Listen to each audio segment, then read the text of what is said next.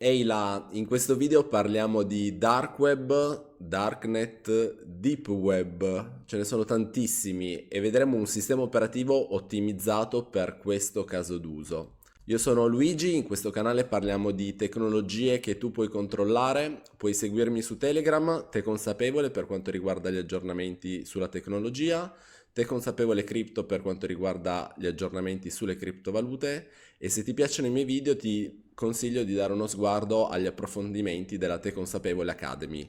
Lì carico molti altri contenuti che non si potrebbero caricare su YouTube. Ok, allora mi tolgo subito un sassolino dalla scarpa. Quando parlo di dark web o darknet c'è sempre gente che mi mette non mi piace e vi assicuro che ci sono tantissimi casi d'usi legali di questa tecnologia, però evidentemente le persone non sono a conoscenza. Giusto per citarne qualcuno che sta riscuotendo molto successo sul mio canale è il fatto di accedere alla propria rete di casa quando siamo fuori casa.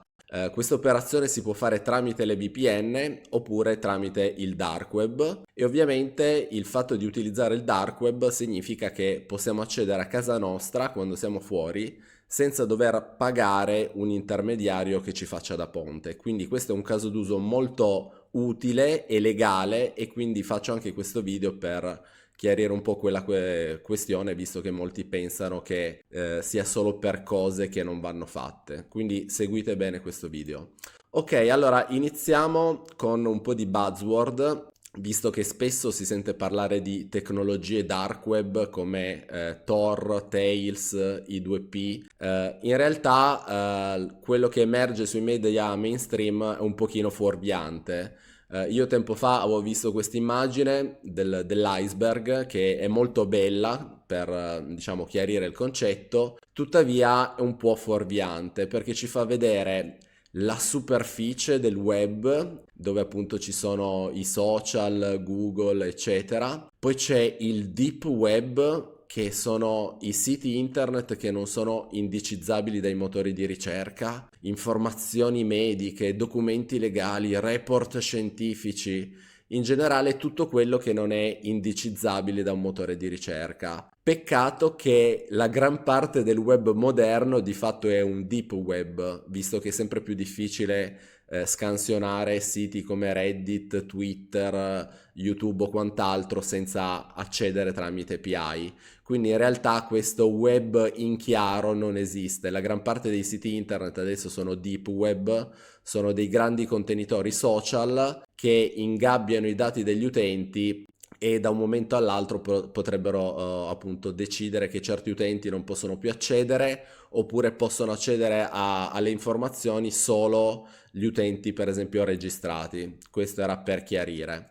E poi iniziano le cose dark. Le cose dark sono siti internet che si trovano su Tor oppure su I2P, che è un'altra tecnologia di onion routing, che appunto non parlerò in questo video, ma per farla in breve sono delle connessioni tra computer che non utilizzano, diciamo, IP normali, ma utilizzano degli IP che sono mascherati e non si possono ricondurre a un'utenza appunto telefonica o di internet in particolare. Il fatto che ci sia il dark web non è detto che poi si torni sul clear web, ovvero si può utilizzare Tor per navigare solo sui siti del dark web, sui siti per Tor, oppure si può utilizzare Tor come una sorta di VPN per uscire di nuovo sul web. In realtà sono due casi d'uso diversi. Per esempio, se noi accediamo a casa nostra, alle telecamere che abbiamo in casa nostra, ai dati che abbiamo in casa nostra, tramite il dark web, onestamente non ci interessa che questo sito sia accessibile da quelli che si trovano su internet normali. L'importante è che sia accessibile a noi stessi. E ovviamente queste tecnologie possono anche essere utilizzate per organizzare proteste, organizzare cose diciamo più o meno lecite.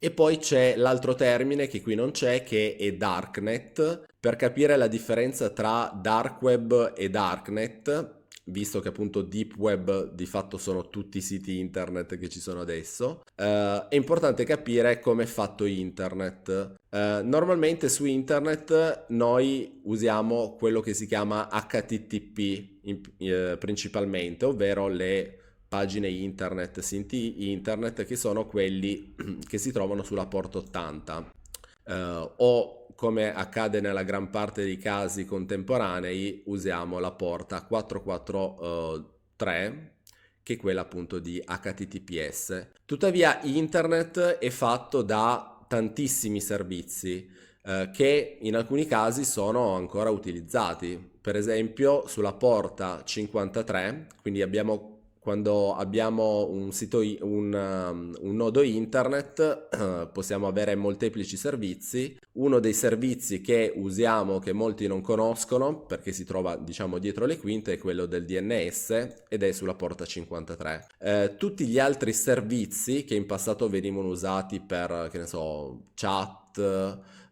oppure posta elettronica, vengono ancora utilizzati, però spesso le persone li utilizzano sempre tramite l'HTTP.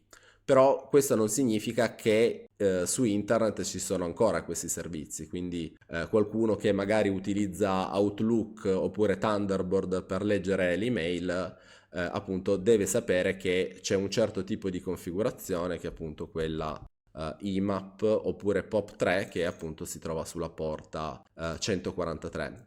Quindi per tornare al discorso, abbiamo il Surface Web, che sarebbe il web in chiaro, indicizzabile dai motori di ricerca. Abbiamo il Deep Web, che è quello accessibile solo dietro una registrazione, o comunque non è indicizzabile pubblicamente dai motori di ricerca. Abbiamo il Dark Web, che sono i siti internet accessibili tramite Tor, e abbiamo il Darknet, che sarebbero tutti i siti, anzi tutti i servizi di internet all'interno appunto di una rete Tor o di una rete I2P.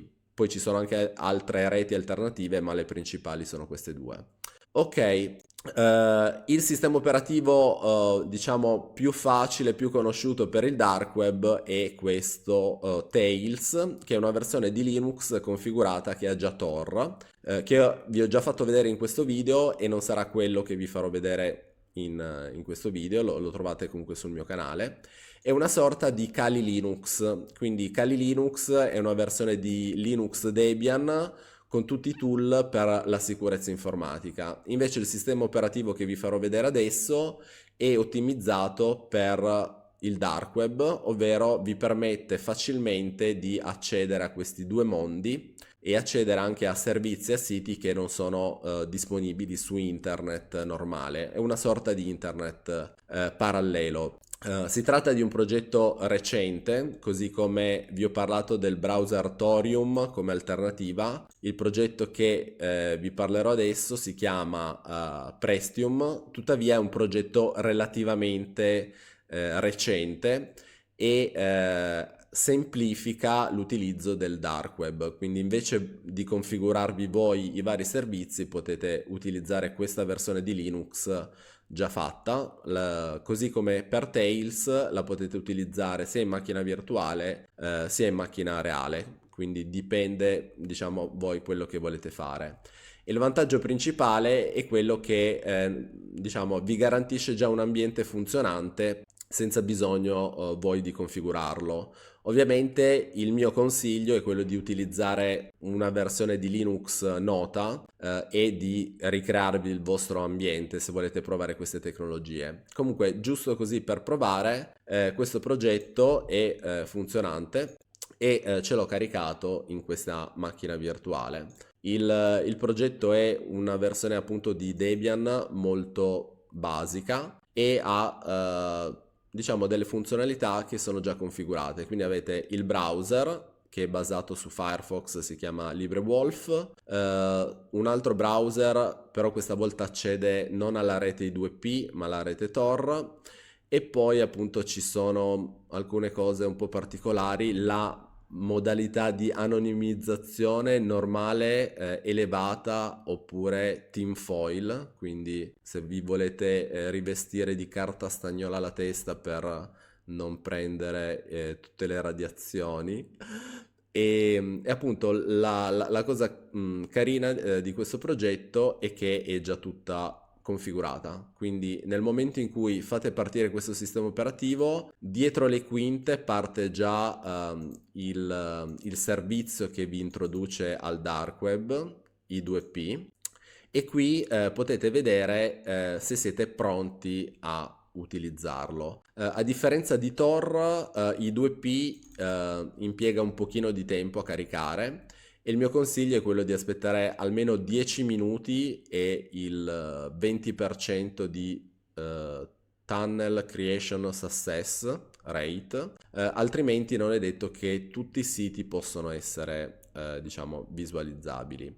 Allora, proviamo a scrivere qualcosa a caso e in questo caso ci viene dato un errore da questo Stormy Cloud.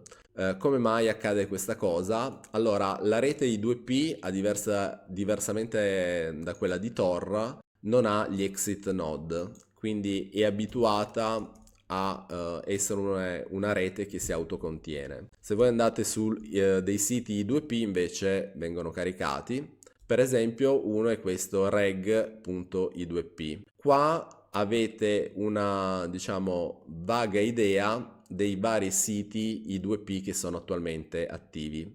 Se voi provate a caricare questo sito reg.i2p su internet normale, questa cosa, diciamo, non funziona perché non avete il servizio I2PD attivo. Quindi una volta che avete questo servizio attivo ed è diciamo connesso bene agli altri nodi, potete iniziare a utilizzare la rete I2P e sul sito reg.i2p avete una sorta di indice di come funziona questa rete e dei siti disponibili. La gran parte dei siti internet non funziona, già ve lo dico, e non funziona perché sono, diciamo, dei siti amatoriali che vengono creati. Questo è il sito ufficiale e su questo sito è una sorta di DNS, potete associarlo a un nome più facilmente scrivibile, per esempio qualcosa.i2p. Adesso provo a caricarne uno a caso, questo. Ci dice che non viene trovato, quindi viene dato questo errore. Però ci vengono suggeriti, diciamo, degli altri siti I2P che sono più presenti. Se noi clicchiamo su reg.i2p, proviamo a associare questo sito internet con la sua chiave pubblica, che è questa, un po' come accade con Bitcoin. E cliccando su Vai su sito ci permette di aggiungerlo al nostro address book, che è una sorta di rubrica dove andiamo a associare un sito internet con l'effettiva chiave pubblica. Vediamo se questo sito a caso viene caricato e viene caricato, quindi wow, una roba abbastanza particolare. Vi faccio vedere appunto quali sono i siti principali. Potete digitare qualsiasi cosa, appunto i2p. Uno dei siti principali è questo per le statistiche, quindi questo vi dà le statistiche sulla rete I2P. Ok, in questo momento non so se è attivo. E poi c'è una sorta, c'è questo notbob.i2p che è una sorta di... ok, anche questo non carica. Proviamo ad helper, continua. Mi sta aggiungendo l'altro sito. Proviamo identityguy.i2p. In questo caso mi dice che il sito è giù, oppure probabilmente non sono più connesso a un numero sufficiente di nodi. Riproviamo questo. Ok, ho digitato a mano il sito, adesso clicco reg.i2p e visto che è la prima volta che ci accedo, clicco qua su vai al sito, continua, continua. Ok, è un po' lento perché ovviamente la rete non è veloce come internet normale, ma sta caricando. Questo sito notbob.i2p vi dà un po' le statistiche dell'utilizzo di questa rete e ha una sorta di directory, ovvero vi cataloga i siti a disposizione e li ordina anche in base al loro scopo. Per esempio, qua potete cercare tutti i siti che hanno a che fare con le criptovalute e si trovano appunto sulla rete I2P. Ok, quindi qua sono alcuni siti e qui vi dice se il sito è online o meno. Ovviamente sta a voi a decidere se fidarvi o meno di questi siti. Un'altra categoria particolare sono i siti che hanno a che fare con torrent, quindi il file sharing. E una cosa particolare è che sulla rete Tor, diciamo, si può fare file sharing tramite Tor. L'ho fatto vedere nella Te Consapevole Academy. Tuttavia, sulla rete I2P questo utilizzo è, diciamo, previsto. Invece sulla rete Tor non è un utilizzo che chi è che gestisce i nodi Tor vorrebbe. Quindi se volete utilizzare BitTorrent su rete I2P potete farlo tranquillamente, ci sono anche diversi tracker che supportano questa tecnologia. Adesso continuiamo a vedere un po' come è fatto questo sistema operativo. Quindi utilizzo browser tramite I2P, browser tramite Tor. Vi faccio vedere ancora una cosa curiosa, che è l'indirizzo IP con il quale usciamo. Questo non è l'utilizzo IP che utilizzo normalmente e la cosa interessante è che non è neanche un indirizzo Tor. Quindi se voi cercate per esempio il sito per vedere se uscite con un indirizzo Tor, non è questo il caso. Ok, questo è l'indirizzo IP con il quale sto uscendo in questo momento, che dice che mi trovo negli Stati Uniti, ma la cosa più interessante è che questo indirizzo internet non è un indirizzo Tor, quindi è anche un indirizzo internet relativamente pulito. Ok, quindi controlliamo se si tratta di un indirizzo Tor. Quindi come vedete è anche un indirizzo non Tor. Questo è molto interessante perché alcuni siti internet bloccano la vostra connessione al sito se si accorgono che state utilizzando Tor. Quindi occhio anche a questa cosa. Torniamo a vedere gli altri servizi, quindi questa è la console che vi dice lo stato della rete I2P, se è effettivamente funzionante, text editor, file manager, molto base, programmi tipo LibreOffice, multimedia abbiamo VLC, GIMP, Audacity e Ristretto. Accessori abbiamo il wallet Monero Tether Wallet, quindi è interessante vedere come viene integrato anche Monero in questo progetto e altri progetti che hanno a che fare appunto con torrent oppure con la gestione di password. Nel caso in cui utilizzate questo sistema operativo come sistema operativo temporaneo, quindi avete la possibilità di aprire i file, utilizzare le password e poi far dimenticare tutto al sistema operativo. Comunicazioni, abbiamo chat, instant messaging tramite XMPP, IRC e client email. Quindi vale il discorso che potete accedere a altri servizi che non sono disponibili sul web normale. Come vedete anche le reti di IRC per chattare non sono reti diciamo pubblicamente accessibili su internet, ma si accedono solo tramite I2PD. Ok, server, channel list. Queste sono le chat che sono attualmente a disposizione e anche il numero di utenti. Quindi quelle più frequentate hanno a che fare appunto con I2P e Monero, quindi la criptovaluta per la privacy. Ok, poi sotto System abbiamo, vabbè, terminale, il fatto di poter cambiare la risoluzione, tastiera virtuale, HTOP, vabbè, i processi attivi e altre cose.